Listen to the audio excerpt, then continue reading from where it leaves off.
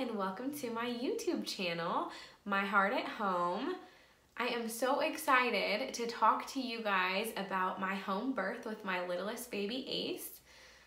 For those of you that don't know, Ace was born here at home in Texas, and it was the most beautiful experience I've ever had, and I'm so excited to share it with you guys. So let's get into it. Ace was due on April 27th, and he was born on Cinco de Mayo, so he was quite a bit late.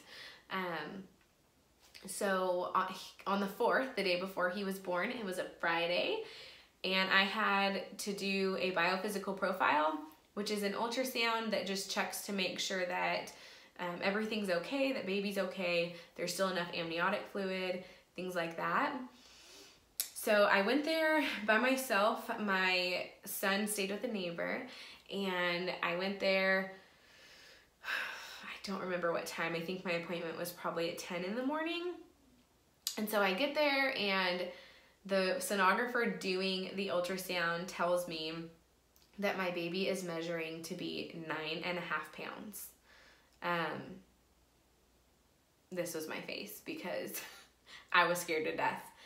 My first son was 7.5 pounds. I had him in the hospital with an epidural, and I tore, and so I was terrified because, you know, I'm having a home birth this time with no option of an epidural or any type of pain management, and I'm at home quite a ways from the nearest hospital. So I was scared to death when she told me that, and was honestly starting to feel like, I don't know if I can do this. And so I just had to remember that my body was made to do this. My body is going to create a baby that I can birth, and that I'm going to be okay. So after that happened, I started feeling contractions that truthfully felt like Braxton Hicks to me, but they just felt like they were doing a little bit more than the typical Braxton Hicks that I had been having throughout the entire pregnancy. So they weren't really painful, but I could feel, instead of just my stomach tightening and feeling like they were wrapping around this way, it felt like I felt more pressure down lower in my pelvis, and then it felt also like my uterus was pushing downward instead of just tightening. But I had had false labor 2 times before, and so I didn't want to make a big deal of it, but I thought maybe I'm this far along, maybe something's happening. So my husband got off work early that day on Friday, which that was also just such a gift because he has not had a day off of work since we've been here. Since he had been with this new company, he hadn't had one day off of work. He works Monday through Saturday, and then he's home with us Sunday, never gets time off. He doesn't ask for time off. And we were really nervous to ask for time off for the baby being born because this was kind of a newer company that he was with, and so we didn't want to say, oh, okay, by the way, can we have a week or 2 off so that I can bond with my family? So, but God had that all that timing worked out, which was amazing. So he got 3 days off and was off early Friday, and we ended up going to the health food store here, which is about 30 minutes from my house, so that we could just prepare and make sure that we had things at home for when I actually started going into labor. And when we were driving, I noticed that my contractions were timeable, which again was something that had happened when I had false labor. I had somewhat timeable Braxton Hicks contractions. So I wasn't getting my hopes up, but like I said, they felt like they were doing something a little bit more. Now looking back, I think that hearing I was having a 9.5 pound baby scared the baby out of me. Probably sent me into labor. So anyways, I was sitting in the car and told my husband, you know, I don't know, I think I'm gonna text the midwife and just keep her up to date, or, you know, keep her up on everything that's going on. And also my midwife lives about, I think, an hour to 2 hours away from me, which for those of you that are in California, Texas is much more spread out. So yeah, it's just different. So hearing that someone's an hour to 2 hours away is not that big of a deal here, apparently. But yeah, so she's about an hour to an hour and a half away. And she has an office here with a bed and everything. So if she knows that you're close to labor, or, you know, as soon as you start having any signs or symptoms of labor, she comes so that she can be close to you. So I let her know, I texted her, let her know everything that was happening, and she wanted to see me right away. So she got everything ready and headed down here to be close to me. We got to the house and she checked me. She checked on me, and then she did check to see if I was dilated or effacing, and there was absolutely no progress from Friday, or I think she had seen me 3 days prior, so there was no progress from Tuesday to Friday, and that totally discouraged me. But she told me that, she's like, look, your body knows what it's doing. Your body knows that you've had a long day. So most likely you'll be able to sleep through the night, get some rest, and more than likely you're gonna wake up early in the morning to contractions, and we're probably gonna have a baby tomorrow. So that was encouraging to me.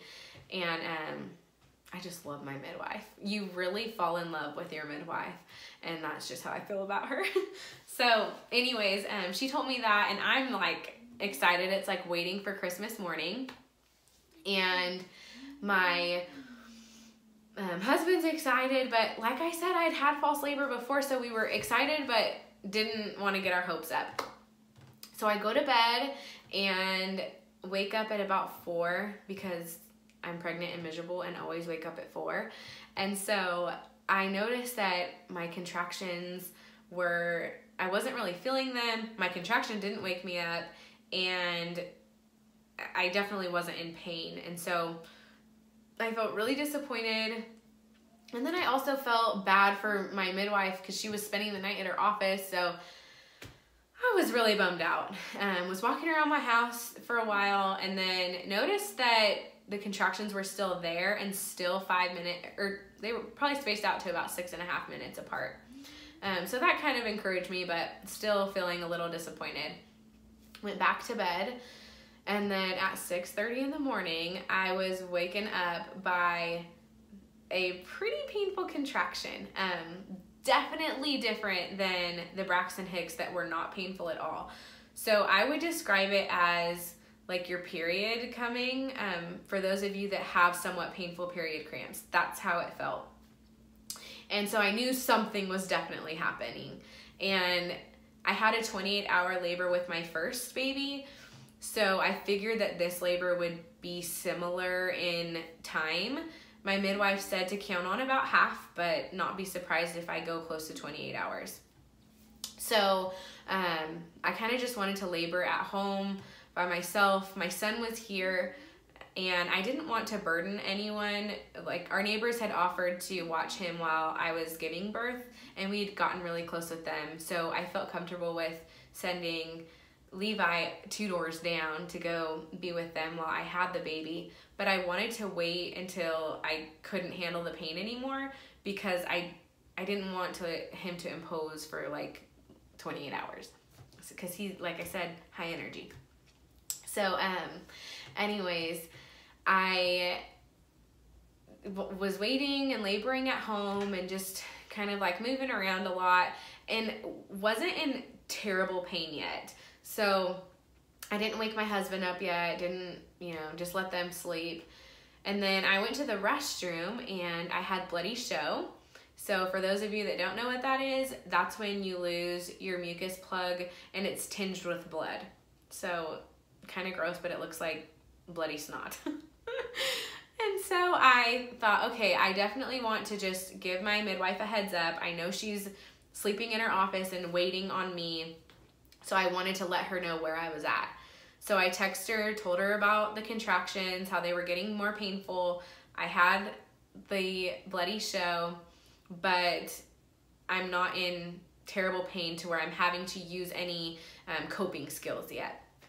So she asked me if I wanted her to be here because the way that she does it is that anytime you need her or want her, she's there for you. She doesn't just wait until it's showtime and ready to deliver a baby. She's amazing. So I told her, not yet. I'll let you know when I'm ready for you. And this is about 7:30 in the morning now. So my husband leaves to go drop his truck off and because he needed new tires. And so, like I said, he doesn't get time off. So this was the only time that businesses are open and he can do this. So I'm figuring, I'm gonna have a long labor. I'm fine. Son's asleep. Take the truck. So he does. And in that time, between 7:30 till 8:45, I go from like not really painful to holy cow, what is happening? And so contractions start just getting extremely painful. And I text my husband and I say, like, where are you? Get home now. I call him. He's like, I'm in the Uber. I'm coming. And now I'm having to moan through contractions. Like, you can't help it. The moans were just coming out. And I get in the shower to try to relieve some pain. I'm telling myself, okay, you have done hard things before. You can do this, but maybe I should go to the hospital because this is really painful, and 28 hours of this, I don't know if I can do it. That's what I'm thinking. And then I'm thinking, okay, for those of you that don't know, typically you pay for your home birth in advance and then you can be reimbursed by insurance depending on how it works. We were not going to be reimbursed for our birth, so all the money that we put up for our birth was coming out of pocket. And then on top of that, I chose a high deductible insurance plan because I thought, well, we're having our birth at home, so I don't need a low deductible insurance plan. And so I'm in the shower thinking to myself, like, okay, birth costs about this much. Like, how long will it take for me to pay that off? Should I go in? This is where your head goes when you're in that much pain. And then I'm thinking, if my midwife had an epidural on her right now, I would take it. So I call my mom, or I text my mom and told her about the pain, and she's like, honey, I think you should call the midwife now. So I did. I texted her and said, hey, I'm ready for you. So she tells me she's on her way. She gets here shortly. My husband gets here, and as soon as he comes in the door, I'm like, take our son next door. So he does, and that's about 9 o'clock that he did that, or I want to say 9:45 that he took our son over to the neighbor's house. And then my midwife gets here, and I'm in the doorway, like clenching on to the door, and she's like, how long have you been like this? And by then it was probably 30 minutes. And so she said, okay, fill up the tub and get in the tub while it's filling up. So I did that. My husband was there and just helping me and watching me and just doing whatever he could, which is really just watch you and encourage you. And then my midwife is there next to the pool, and I was on all fours because that just was the most comfortable for me. And I was like burying my face into a towel because for whatever reason, that's just what I wanted to do. And the pain got so bad that moaning hurt too. So I was just dead silent. And looking at my midwife, I just remember looking at her with eyes of like, help me. And she just knew exactly what to say. She coached me through every single contraction, told me what was happening with my body and what to expect with the next contraction. And just really, she was amazing. And she also helped coach my husband through what he could do to help me too, and helped him to be a good birth partner as well. And something about birth, man, my husband is such a stud when it comes to birth. I could not imagine getting through birth with anybody else. He is phenomenal and just, yeah, a total rock. And yeah, he's amazing. So he was like getting the towels and rubbing my shoulders and putting the cool towels on me, because it is physical labor, you guys. It is like very physically demanding. You're sweating, you're hot, and sorry, I thought someone was right there. And so yeah, it was really, really tough stuff. So my husband's just assuring me and reading me my birth affirmations that I had on the wall next to my birth pool, and just encouraging me. And then I remember looking at my midwife and saying, I don't think I can do this, and barely breathing it out. And she says to me, she's like, that means you're close. So she has me get out of the pool to check me, because she could tell that I was getting what they call pushy, which means that my body was naturally starting to want to push. And because I started burping, and apparently that's a sign that you're getting close to pushing. That's what she told me, and she was right. So I did not want to move. I remember when she said, okay, you know, can you come out of the pool so I can check you? And I just remember looking at her like she was asking me to climb Mount Everest with 5 children on my back. So I get out, and she checks me and I'm also not wanting to get discouraged and her tell me that I'm at a 3, because I'm in so much pain and don't think I can do this for hours upon hours. And only an hour had gone by like this. So she has me get out, and she checks me, and she tells me I'm at an 8. So that was really encouraging. And then she said, you know what, this is going really fast. I bet by the time you get back in the pool and, you know, back on all fours, you'll probably be just about at a 10. Sure enough, I get back in, I get back on all fours, and a few contractions go by. She checks me in the pool because I told her, like, I'm not getting out again. And so she checks me in the pool, and now I am just about at a 10. There was still a lip on the cervix, which just means that the cervix is still somewhat covering baby's head. And she had told me about all of this prior to birth, what to do when that happens and you start feeling the urge to push, that she would kind of just move that cervix out of the way so that baby's free to come out. And that's exactly what she did. At this point, being on all fours, I started to feel like I was gonna pass out, and I think it's because I was burying my face into the towel and couldn't really breathe. So she had me get up on the birth stool, and well, my husband like picked me up onto the birth stool, because moving at all was just, the thought of it was incredibly terrifying.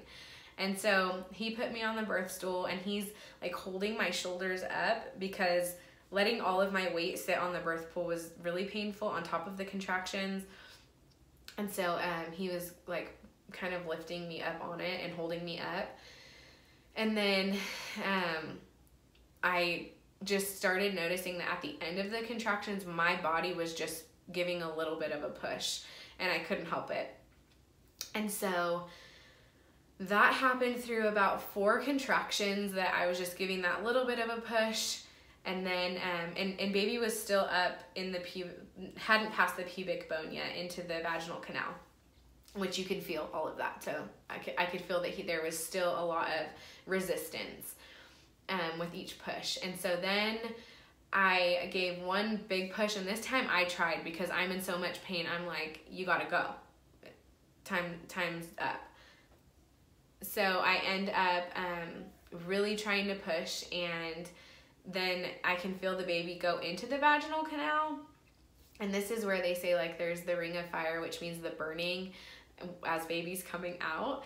And so honestly though, this was the most relieving part for me. Once he made it past that pubic bone, the pain was tolerable. I knew that I was about to have him, so I think endorphins just start kicking in, and this part was really not as painful at all. So one more push, and I deliver his head in the pool.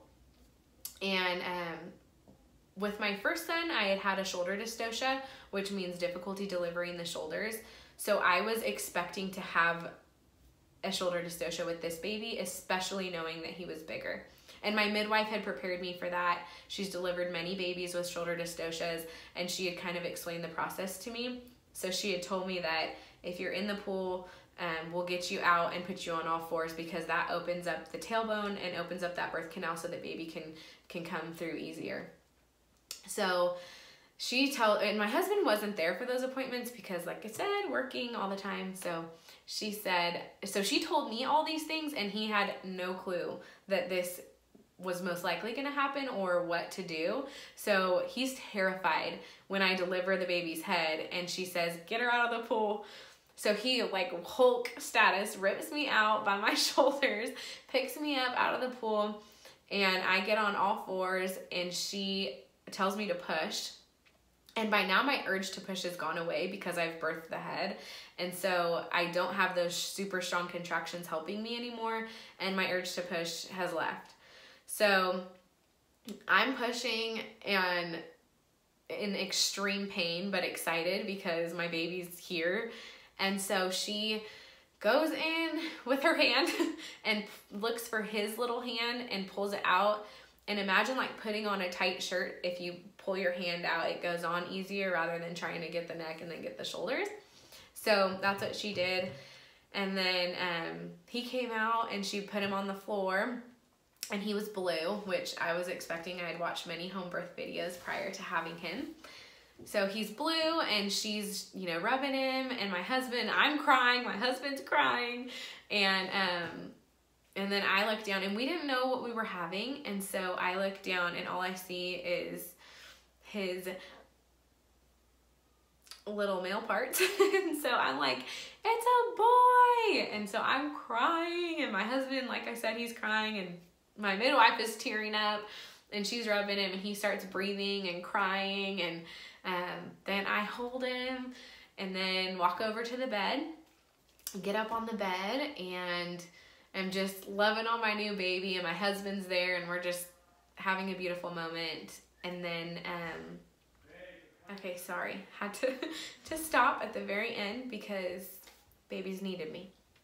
But anyways, so got to bond with baby, and then delivered the placenta, which was another really cool experience. When you're doing a home birth, it's totally different than in the hospital.